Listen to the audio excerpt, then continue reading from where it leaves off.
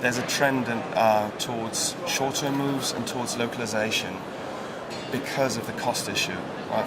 Lots of companies have been under, financial pressure during the recent years, and there's also an issue of, just imagine you're sending an expatriate to an Asian country, and the general manager over there might rightly ask themselves, well, why should this expatriate earn more money than me?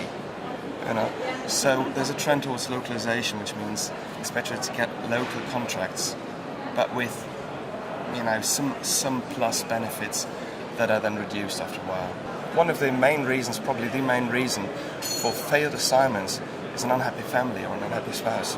So you need to be very clear, what is the situation going to be like, and then offer support.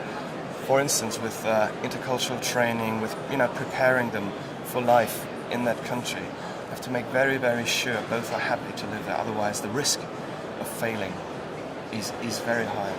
Another trend actually is offering services to people coming back home. Because this, most people, you wouldn't imagine, repatriation.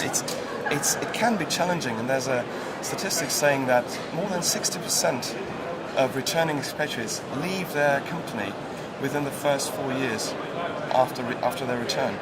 That is mainly to do with feeling they're not treated well, the experience is not valued, their new position in their old company does not take into account all their learnings, everything they could contribute.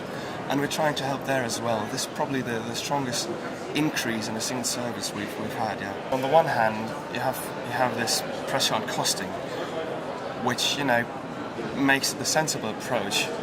On the one hand, to not use too many expatriates because they tend to cost more.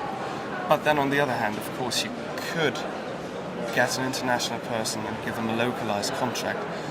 This would then work. At the moment, there's not really more expatriates coming in than before. The trend seems to be having short-term expatriates come in for a while and then leave again and train local staff.